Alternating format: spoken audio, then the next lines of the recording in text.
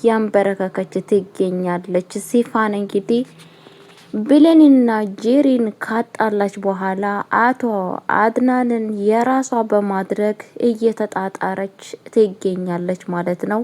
አቶ አምናንን የምትፈልገው ግን ለፍቅር ሳይሆን እንዲሁም ለበቀል እንደሆነ በእንዲህ ተረድተናል ማለት ነው። ወይዘሮ ጄሪም እንግዲህ እንዴት ነው ከዚህም በፊት እኔን አይደል እንዴ የመረጠኝ? ከመረጠኝ በኋላ ምን ተፈጠረ?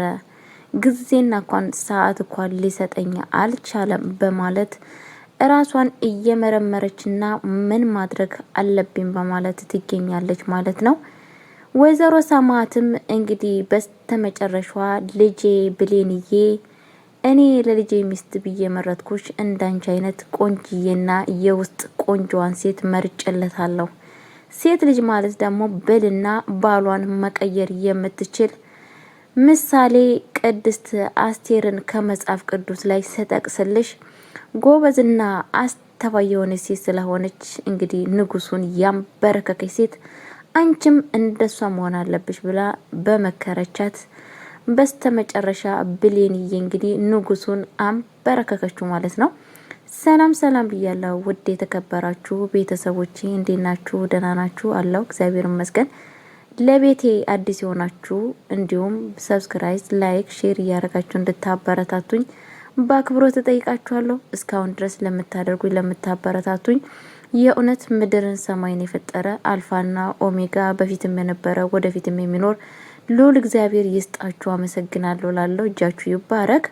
እጃችሁ ለሷ ይጠቅማታል። እኔ የማረገው ላይክ እንደዚህም ደግሞ እኔ የማረገው ሰብስክራይብ ለሷ የሚጠቅማት ከሆነ ችግር የለም ብላችሁ ለምታደርጉልኝ የእውነት እጃችሁ ባረክላለሁ። መልካም ስራ እንድትሰሩ ፈጣሪ ይፍቀድላችሁ። እጀላችሁ የመጣሁት ድራማ እኔ ከተማርኩት እናንተም ትማራላችሁ ብዬ እጀላችሁ ከች ብያለሁ ማለት ነው። እንግዲህ በአሁን ሰዓት ጄሪ የምትጥለው የምታነሳው ነገር ግራ ገብቷታል። ከዚህም በፊት በሰውነቷ ባላባበሷ በብዙ ነገር የምትመካዋ ልጅ ዛሬ ግራ ገብቷት ቆላዋ የተገፈፈ ሆናለች ማለት ነው። እንግዲህ ጄሪ በአሁን ሰዓት እብደት እየተሰማት ይገኛል ማለት ነው። አቶ አምናን እንግዲህ በስተመጨረሻ ብሌን እንግዲህ በፊት በማስተዋልና ያለ ማስተዋል እንግዲህ ጄሪን በመምረጡ እየተጸጸተ ግራ እየገባው እንዲሁም እስከነ ልብሱ ይብን እንኳን ልብሱን እንኳን ሳይቀይር እስከነ ጫማው እንግዲህ አልጋ ላይ ወጥቶ ልብሱ ውስጥ ገብቶ እስከመተኛ ድረስ ደርሷል ማለት ነው። ይሄ ሁላ ነገር የተፈጠረው ለምንድን ነው? ጄሪን አይኗን ላለማየትና ምንም ነገር ከሷ ጋር ላለማውራት ገብቶ ለመተኛት ብቻ የሚያደርገው ነገር እንግዲህ በጣም የሚያሳዝን ነገር። ይሄ ሁላ ነገር እንግዲህ እንዴት ብሌንን ያየ ፊቴ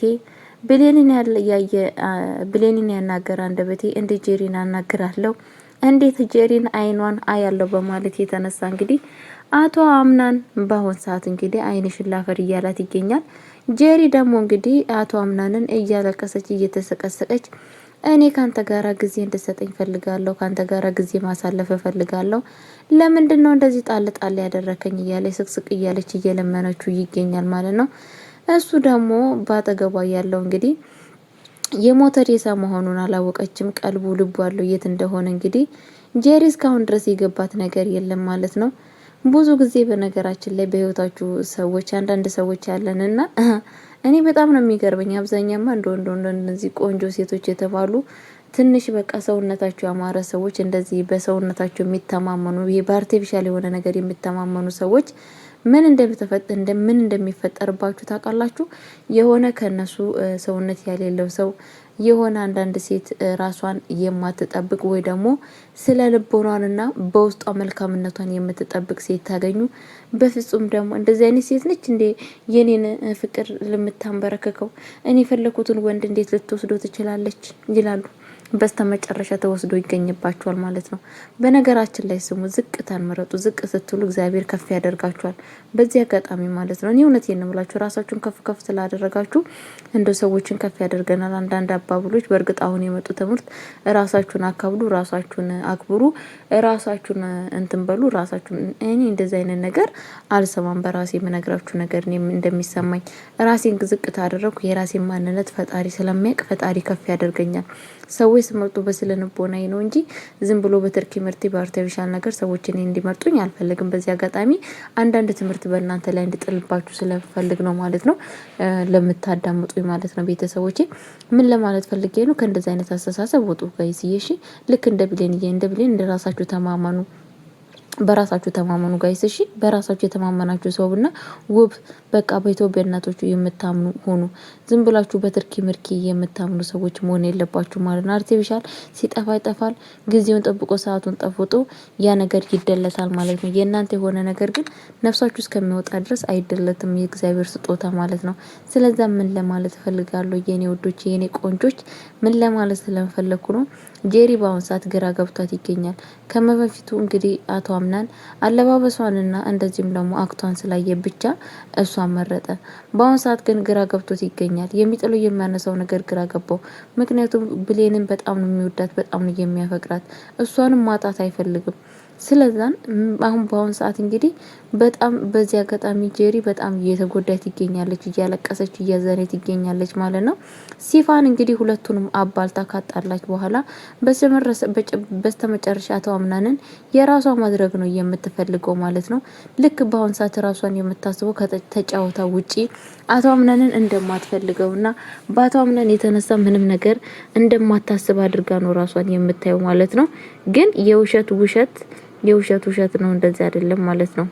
አውቃ ነው ማለት ነው እንደዚህ የምትሆኑ። በእርግጠኝነት ሆኜ የምነግራችሁ ነገር ትፈልገዋለች፣ የሱ መሆን ትፈልጋለች። ግን ደግሞ የሚገርማችሁ ነገር እሱ መውሰድ እሱን ትፈልጋለች።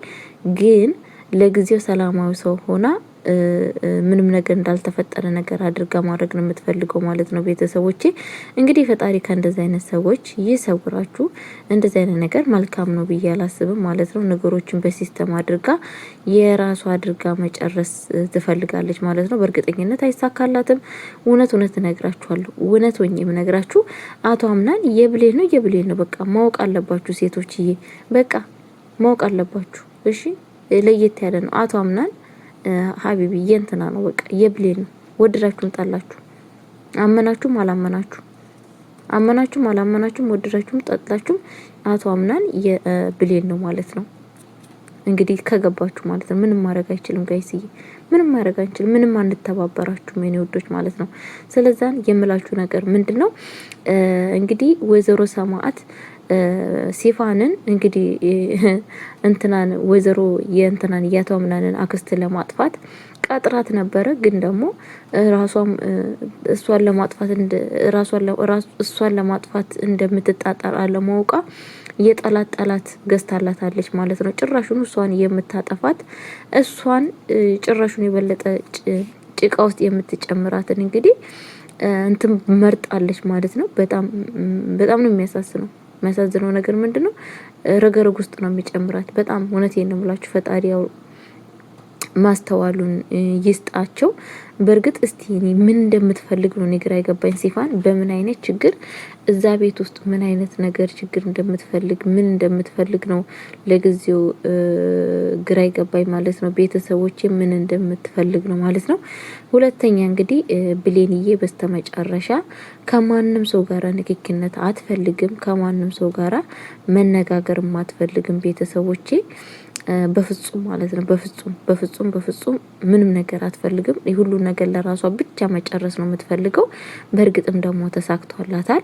እንግዲህ ወይዘሮ ሰማዕትን በዚህ አጋጣሚ በጣም ነው የምናመሰግነው። ብሌንዬን መርጣለች። እንግዲህ ጎበዝም እንድትሆን እንደውም የበለጠ ለልጁ ለባለቤቷ እሷን እንግዲህ በጣም መልካም ሰው ሆና ለባሏን መልካም ሰው እንድታደርግ እየረዳቻት ትገኛለች። ያቶ አምናንንም ጸባይ እየነገረቻት ትገኛለች ማለት ነው። እንግዲህ እኔ በዚህ አጋጣሚ በጣም ነው ደስ ያለኝ ቤተሰቦቼ። እና ለማንኛውም ለቤት አዲስ ሆናችሁ አሁንም በስተመጨረሻ ላይክ ሼር አድርጉልኝ። ወዳችኋለሁ፣ አከብራችኋለሁ። የእግዚአብሔር ጥበቃ ይላችሁ። ሀገራችን ኢትዮጵያ ሰላም ፍቅር ይስጥልን፣ ማስተዋልን ይስጥልን። ዘረኝነትን፣ ክፋትን፣ ራብን፣ ስደትን፣ መከራን፣ ጭንቀትን ከሀገራችን ከኢትዮጵያ ያጥፋልን። ሰላም ፍቅር ይስጠን፣ ማስተዋልን ያድለን። አሜን።